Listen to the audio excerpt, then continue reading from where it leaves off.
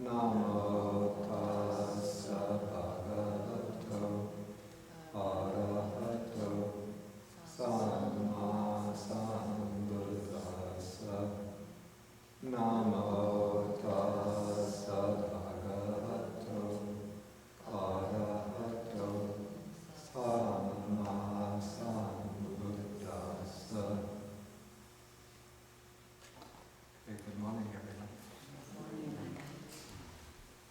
Okay, so this is the first day of a new course. So we're following only 2 weeks after the previous course ended. But now we're graduating from Buddha Studies 101. Now we're in something like, what would be in the university, 201? 103, I don't know how they number. Okay, so now we're going to be working through selected discourses in the Majjhima Nikaya. This is the middle-length collection of the Buddha's discourses.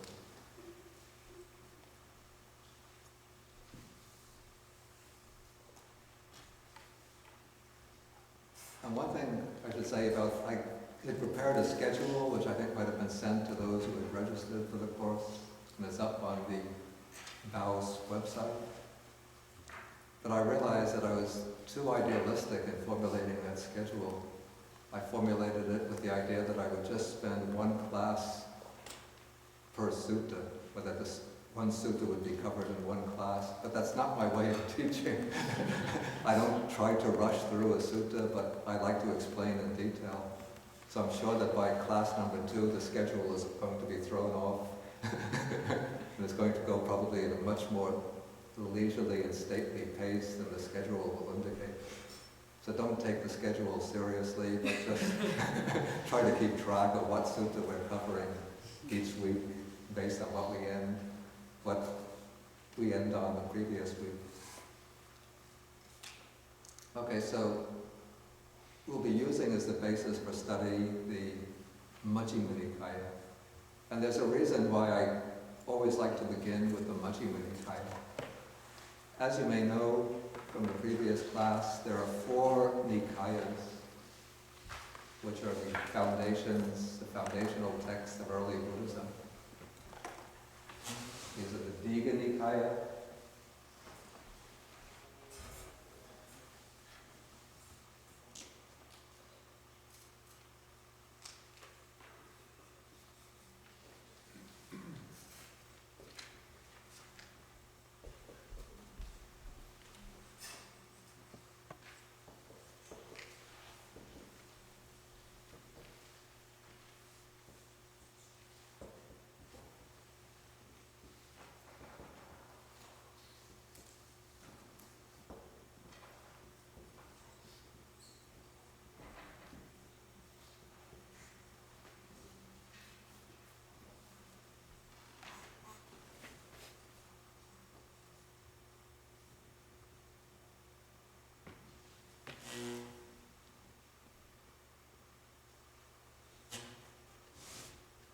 Okay, these are the Digha Nikaya, which is the collection of long discourses of the Buddha. Then the Majjhima Nikaya, the collection of middle-length discourses. The Samyutta Nikaya, which is what I translate as the collection of connected discourses. And this is a collection which groups together suttas according to theme. So it's arranged into some 56 chapters. Each of these chapters is called a Samyutta, which means connected, because it connects together or joins together suttas, short suttas dealing with a common theme. So we have chapters on the 5 aggregates, chapters on dependent origination, chapters on the 6 sense bases, chapter on feeling, chapter on the Noble Eightfold Path, the 4 foundations of mindfulness, 7 enlightenment factors, and so on. Then the Anguttara Nikaya, it means literally increasing by a factor, and it's also called in the commentaries the Ekottara or Ekuttara Nikaya, which means increasing by 1. And this is a collection which is arranged numerically. groups. The Buddha often gave his discourses based upon a numerical scheme, a set of 3 factors, 4 factors, 5 factors. And so the Anguttara Nikaya collects together the suttas which are organized around the specific number of factors. So we have all of the suttas dealing with 1s, a great number of suttas dealing with 2s, number of suttas dealing with 3s, all the ways up to suttas dealing with 11 items, framed in terms of 11 items.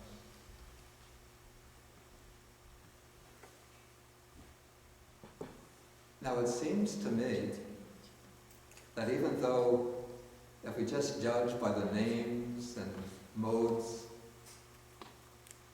of arrangement themselves, it seems that the principle that underlies the collection of these 4 Nikayas is simply a matter of size or principle of organization. So long discourses, middle discourses, short discourses organized around themes, short discourses organized around a numerical scheme. But it seems to me that if we really look so deeply and conscientiously through the actual content of these Nikayas,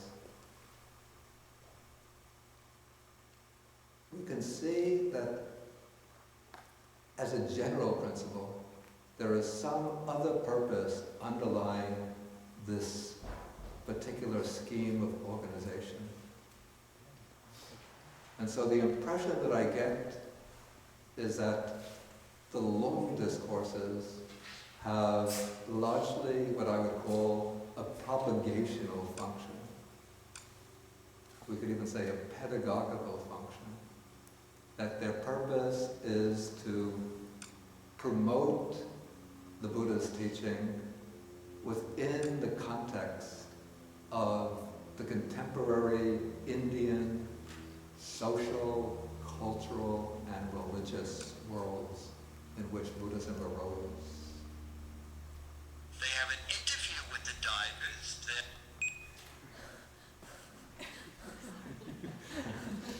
Are you trying to get? Yeah, the sound problem, they cannot hear the sound, so I'm trying to fix it. No, it's because of the web, it's not because of... Oh.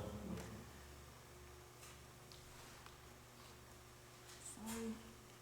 Okay, so we see, for example, in the Digha Nikaya, there are a number of suttas in which the Buddha is debating with Brahmins about the validity of the class system of that period. Whether class is determined by, social class should be determined by birth or by virtue of personal qualities. There are suttas which glorify the Buddha above the deities of the period. For example, we have one sutta in which Sakka, the god Sakka, who is virtually the same as the Veda god Indra, approaches the Buddha, asks questions, and declares himself a disciple of the Buddha. Then we have sutta like the Brahmajala Sutta, in which the Buddha propounds 62 views of the period and then criticizes those views. Samanyapala Sutta, the second sutta in which the Buddha exalts the goals or the benefits that come from leading the life of renunciation. And then of course there's the Mahaparinibbana Sutta, which is a long composite sutta dealing with the last days of the Buddha. And so this has quite an emotional impact upon those who, in the original period, would have heard it, and later those who read it.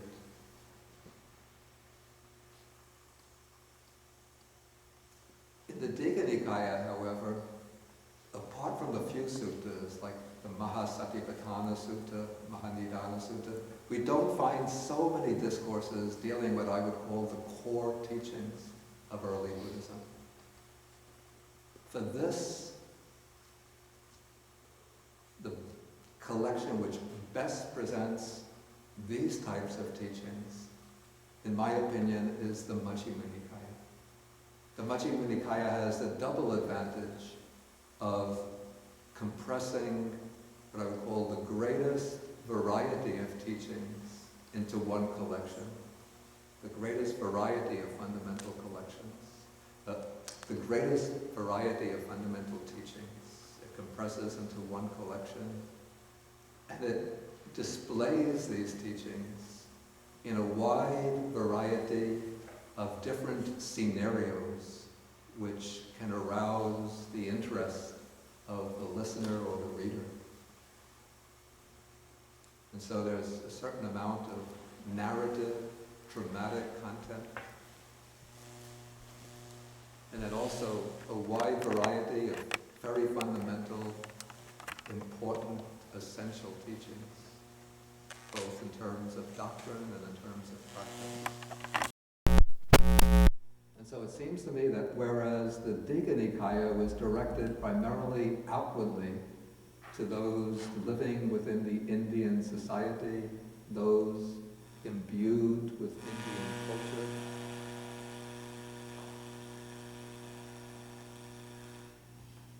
is that coming from the computer or? Okay, so whereas the Digha Nikaya seems to be directed outwardly to the people in the Indian society, Indian culture, the Majjhima Nikaya is directed inwardly towards the Buddhist community.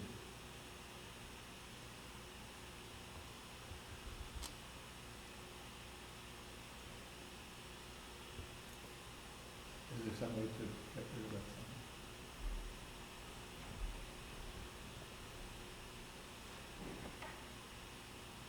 If it's coming from this, it'll be this.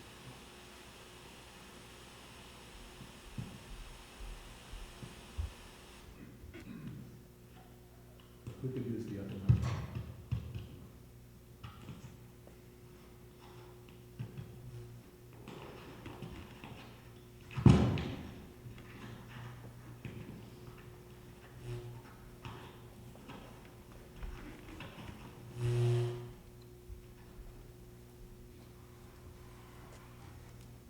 Sorry for the technical difficulties.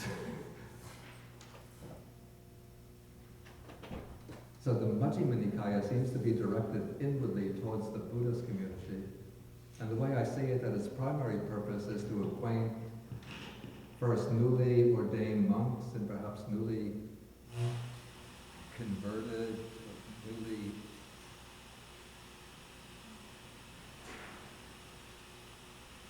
I think we just turn this off and use the other microphone.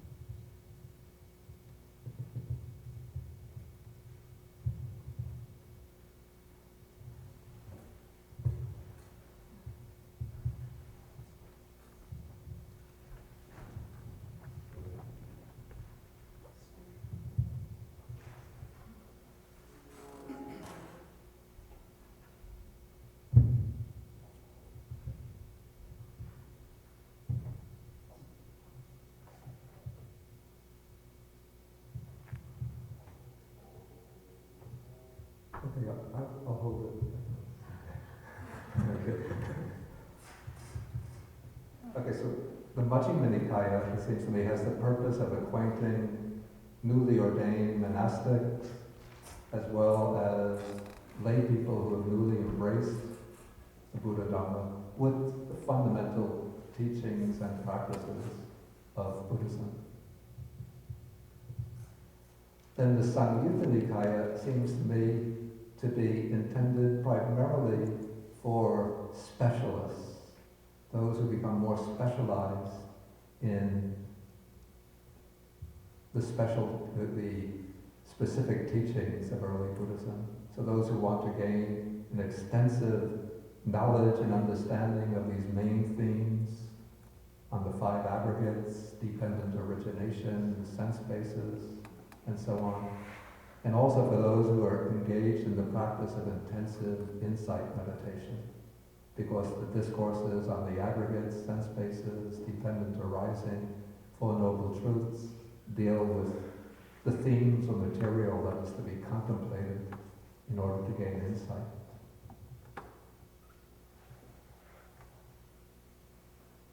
And then it seems to me that the Anguttara Nikaya serves the very practical purpose of providing teachers, lecturers, with material for discourses, for preaching.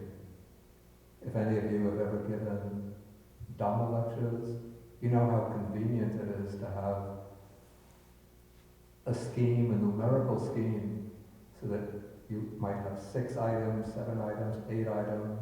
You don't have to worry very much about what you're going to speak on at length, but you just have this list of 6, 7, 8 items, maybe on a little slip of paper in front of you, and then you can just formulate the discourse around this little list of items. And so, if we look at these suttas in the Anguttara Nikaya, we see that a lot of them are concerned with monastic themes, different aspects of the monastic training. And so those suttas were probably intended for elder monks or elder nuns who had the purpose, who had the function, the responsibility for teaching younger monastics. But in the Anguttara Nikaya, we also find a lot of suttas dealing with aspects of lay life.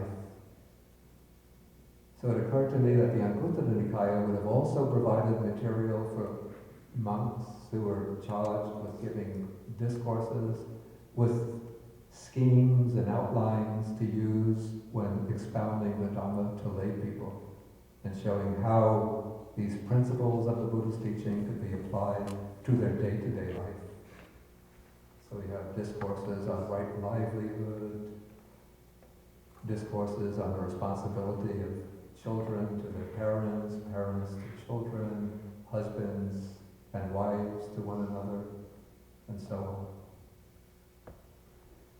Okay, so we will be taking as the basis for our study the middle-length discourses, which is, as I said, it's the collection that, in my opinion, brings together the richest variety of teachings with the most interesting dramatic scenarios and diversity of scenes. And the first discourse that I'll be taking is called the Sabbasava Sutta. This is discourse number 2 in the Majjhima Nikaya. People sometimes ask, why don't you begin with Sutta number 1?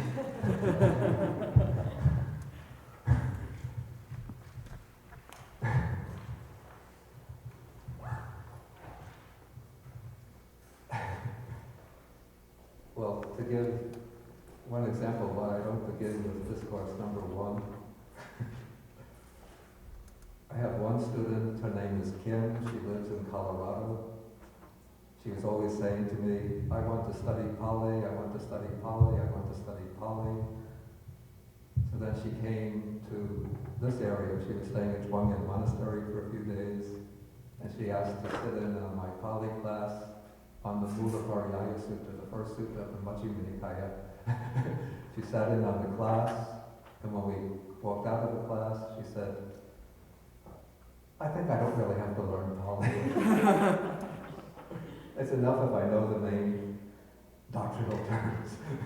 So the first discourse in the Majjhima Nikaya is very difficult, and to understand it properly, one has to have gone through, in my opinion, one has to have gone through the whole Majjhima Nikaya, had many of the suttas explained at length, and then one comes back to the first sutta, and one can begin to understand it. Otherwise, it's just like a series of riddles.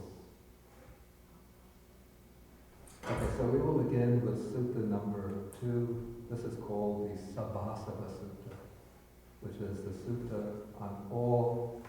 I don't really like so much the word taints. This was Venerable Nyanamoli's choice of this word. And so I decided just to adhere to Venerable Nyanamoli's terminology, but I'm not particularly fond of that word. I like to take the word asava and then analyze it etymologically.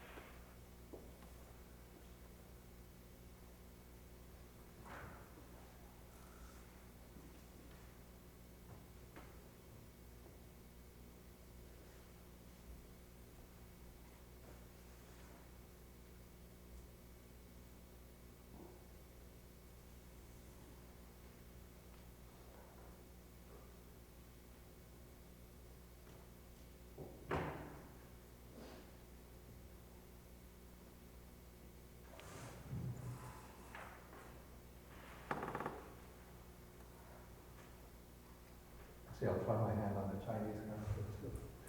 If I make a mistake, please.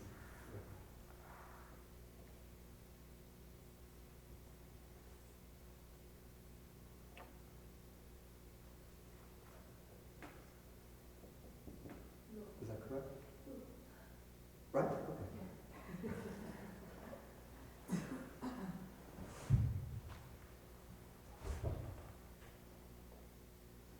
Okay, the word asava comes from the root su, which means to flow.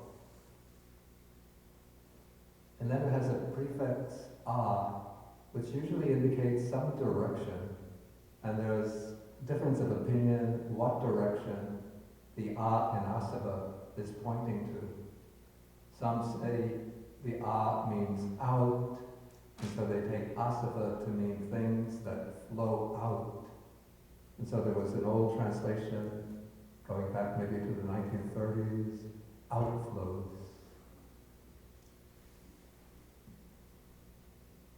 Or some use maybe fancier, more contemporary word, effluence, things that flow out, flow away. But it seems to me that the prefix a more generally has the sense of towards oneself. We're all right here. For example, gacchati means to go, agacchati means to come. Harati means to take, aharati means to bring.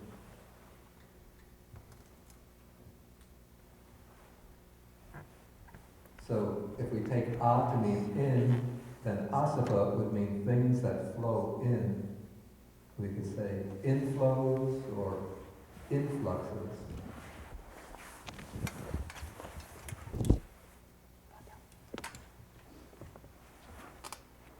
And the reason I put the Chinese on the board is because it's quite helpful to indicate the way the translators, the early translators of Buddhist texts into Chinese understood the word. Sometimes the Chinese character is almost a little commentary on the meaning of the word. The character has the water radical, that's on the left. this part is a stone, the main part of the character.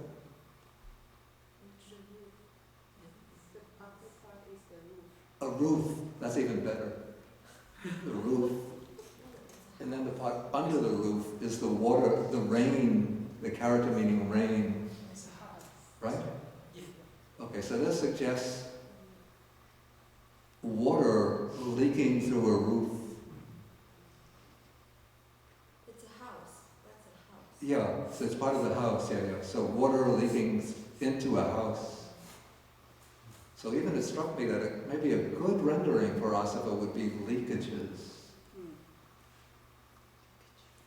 Better than taints.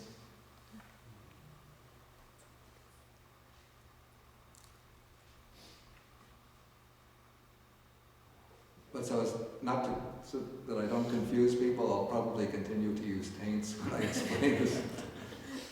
But most often I will probably use the Pali word.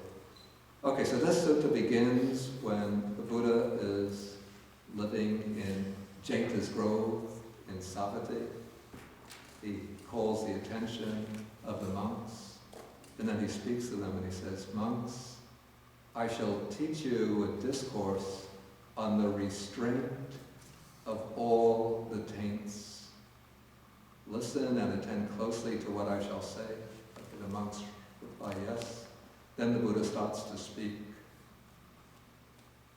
And then he says, "Bhikkhus, monks, I say that the destruction of the taints is for one who knows and sees, not for one who does not know and does not see."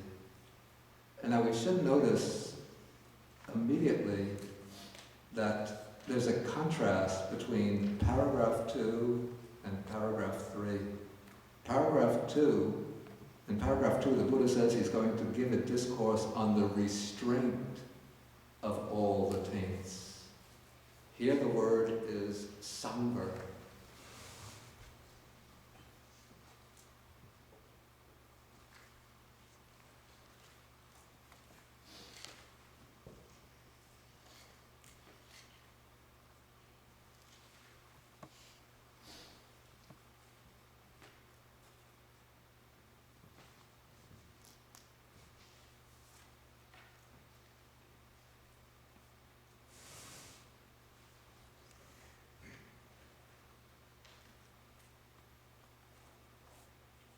Okay, so the Buddha introduces the discourse as having as its theme the restraint of all the taints. And now restraint has two aspects. The aspect of first keeping under control, and then the aspect of elimination or eradication. And so the destruction of the taints, we could say, is the culmination of a process that begins with restraining the taints. One has to start off by keeping the taints under control, preventing them from arising, preventing them from dominating one's thoughts, one's emotions, one's actions. And then one has to cultivate the systematic path of the Buddha in order to completely eliminate the taints, that is, through their destruction. Okay, first, what is it that we are speaking about when we use this word taints, influxes, leakages? The way I understand this word, I take it to mean, I use the expression, the primordial defilements that lie at the base of samsaric becoming, that lie at the root or base of the cycle of birth and death. Maybe we could call them even the fundamental forces at the hub of the wheel of birth and death. So the Buddha Buddha teaches in the early discourses that there are 3 asavas, 3 taints.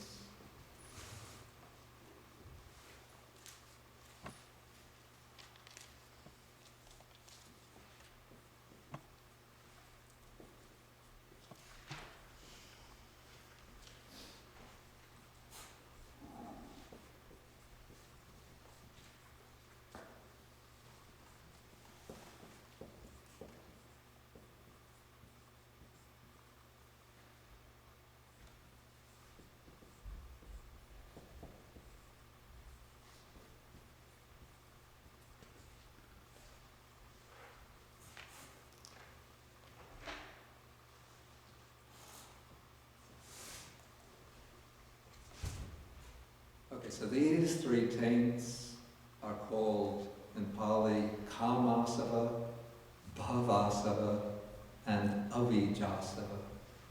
Kamasava is the taint or leakage of sensuality, of sensual desire, sensual craving.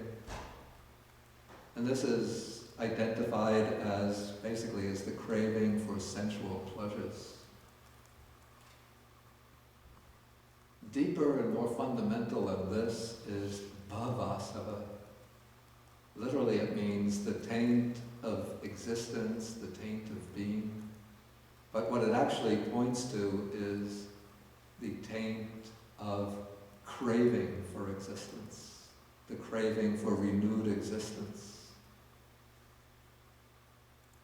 And this is the desire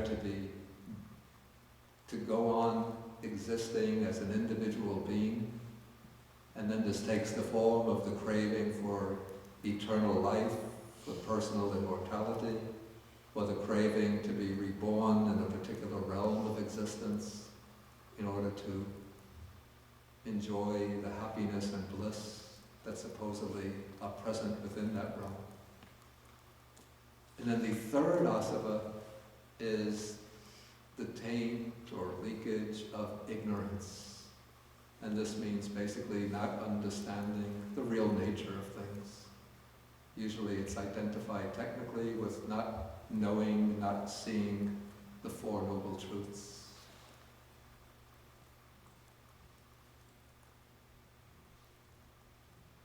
Okay, later, texts from a somewhat later period, even beginning with the Abhidhamma, add a 4th asava. I put this in brackets because we don't find it in the early suttas. And this is called the dit asava. This is the asava of ditti, of views.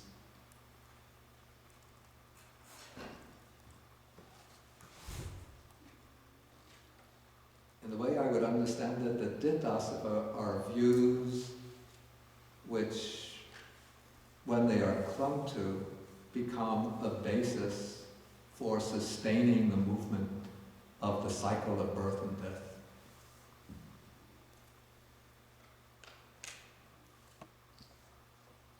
Sometimes the question is asked, what is the relationship of the asavas to the 3 poisons or 3 unwholesome roots? Many people know about the 3 unwholesome roots. What are they? Right, greed, hatred, and delusion. The 2 are not identical, though there's a certain overlap. The unwholesome root of greed will correspond with the taint of sensuality and the taint of craving for existence. The unwholesome root of delusion will correspond to some extent with the taint of ignorance. But the unwholesome root of hatred or aversion, we don't find amongst the asavas. And this raises an interesting question, why? And I haven't found this point discussed in the texts themselves, so I just have come up with my own conjecture about the reason.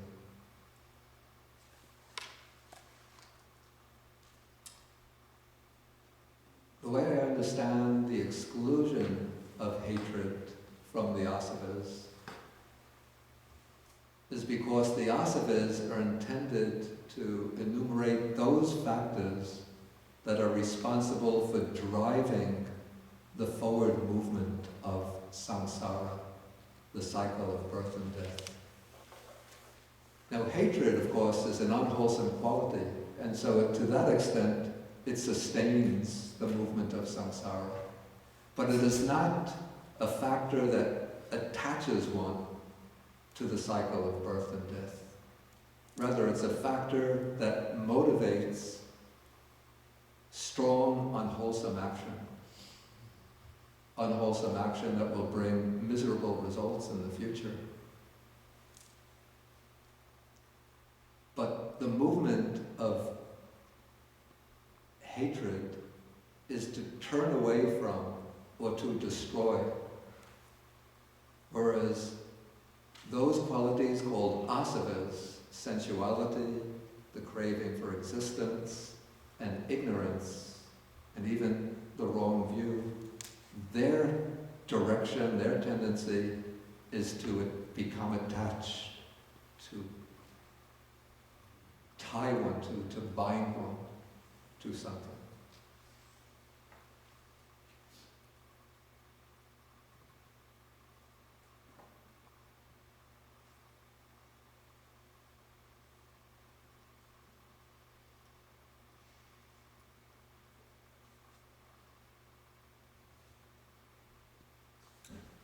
The actual word asava was used even before the time of the Buddha.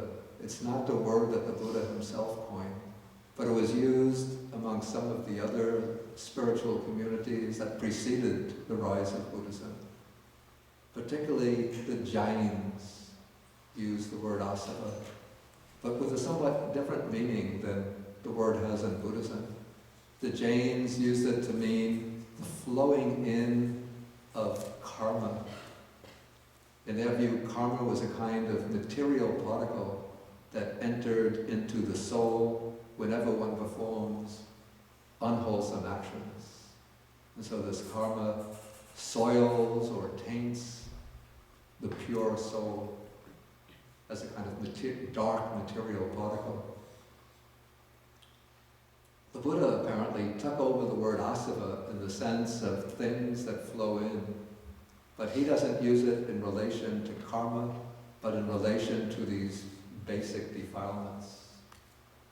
And so the task of the spiritual life, according to the Buddha's teachings, is to eliminate completely the asavas. The asavas are the driving forces at the root of, at the base of samsara.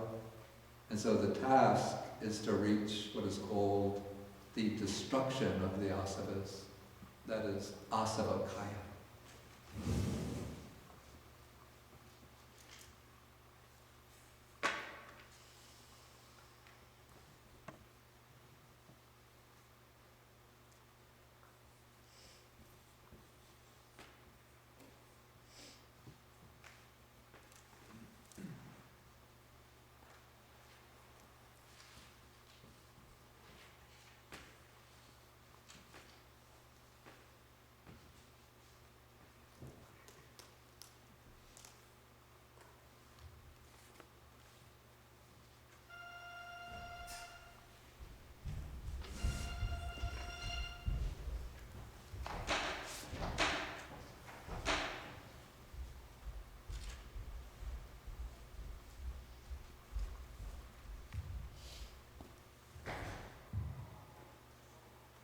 Okay, so in this sutta, the Buddha is going to teach 7 methods of restraining the asavas. Of these 7 methods, 2 of them are concerned with eradicating or eliminating the asavas. And the other 5 methods will be concerned with restraining the asavas in the sense of keeping them under control, preventing them from arising and becoming stronger.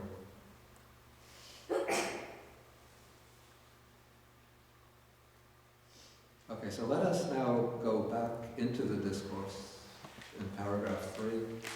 We see the Buddha says, I say that the destruction of the taints is for one who knows and sees, not for one who does not know and does not see. Then he asks, who knows and sees what? Okay, now the Buddha is going to explain two important qualities, opposed qualities, that are responsible, on the one hand, for the arising and strengthening of the taints, and on the other hand, for the weakening and elimination of the taints. These two opposed qualities are called, in Pali they're called yoniso manasikara and ayoniso manasikara. Here they're translated wise attention and unwise attention. But again, I like to go to the original words and then explain them based on the original.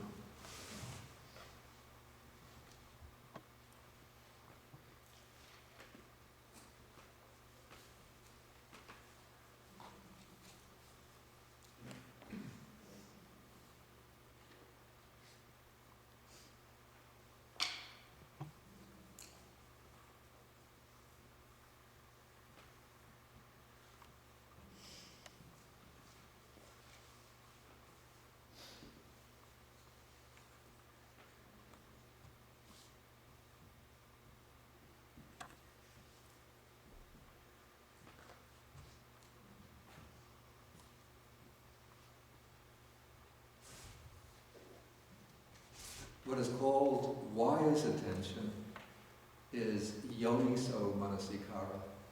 So the word yoniso doesn't really mean wise, but it's an ablative. Well, not many people know what ablative is, except those who study Pali grammar. Anyway, it's a form based on the word yoni, which has the meaning of origin, source. It also means the womb of a woman. And then yoniso gives the idea of from the origin, from the source.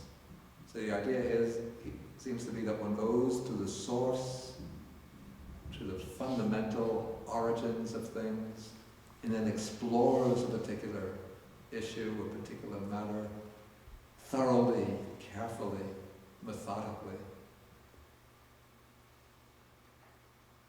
Say that one explores or investigates a particular matter accurately, meticulously, thoroughly.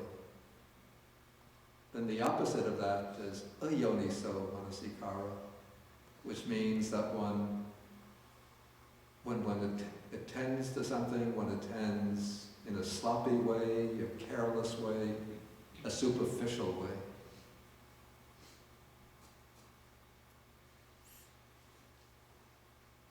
Okay, so the Buddha says when one attends unwisely, unarisen taints arise and arisen taints increase. When one attends wisely, unarisen taints do not arise and arisen taints are abandoned. Okay, so this statement helps us to see what it is that keeps these asavas flowing. So it takes us even to a very fundamental level. If we want to eradicate, to eliminate the defilements, we have to understand what keeps them, what sustains them, what keeps them flowing and moving along. And then we have to know what to do from a practical point of view, what one has to do to keep them from arising and to abandon them. And the key to both issues lies in the way we direct our attention to our experience.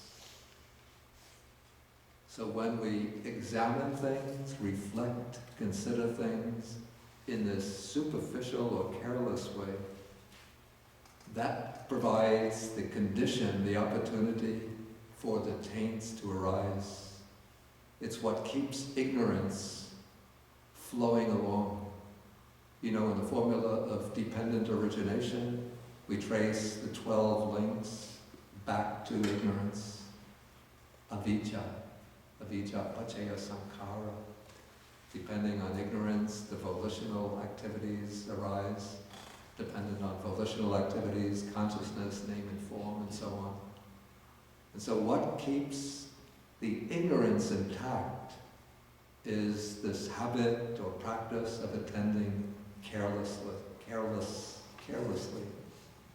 superficially, unmethodically to things.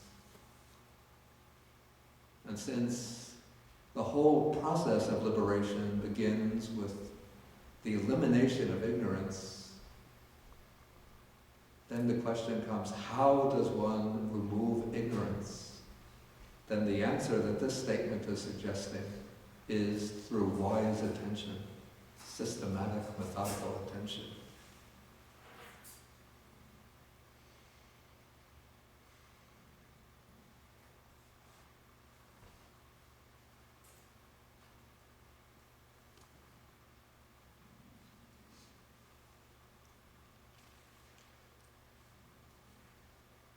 Okay, having introduced wise attention and unwise attention here, the Buddha changes track a little bit and introduces the 7 types, the 7 ways of eliminating the taints. He says there are taints that should be abandoned by seeing, taints that should be abandoned by restraining, taints that should be abandoned by using, taints that should be abandoned by enduring, taints that should be abandoned by avoiding, taints that should be abandoned by removing, and taints that should be abandoned by developing. Now, even those 7 methods are mentioned here, once we go through the discourse, we could see that these 7 methods can actually be put into 2 groups. One group comprises the methods that actually eliminate the taints, that abandon them completely so that they can't arise again. And this category includes 2 of these methods. Can anybody guess what they are?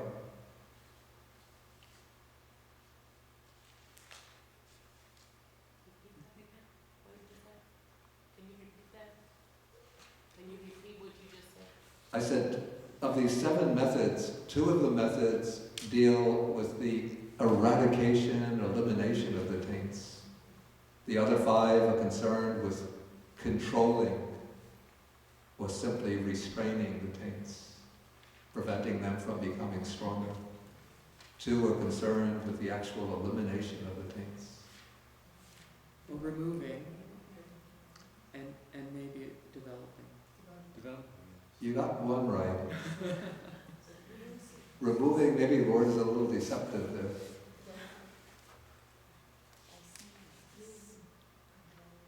More loudly? Guessing using. No. Oh, but you are masters. Okay, but she let the cat out of the bag. The first one is seeing.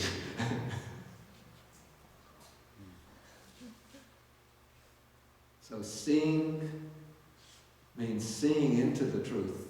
And so with that seeing into the truth, one eliminates certain taints so that they can't arise in the future. And then developing, as we'll see, involves developing the 7 enlightenment factors which culminate in the enlightenment by which one completely eradicates the taints. The middle 5 are concerned with restraining the taints. Okay, so now we'll come to the first section, the section on the taints to be abandoned by seeing. And this word that's translated as seeing has a somewhat technical meaning.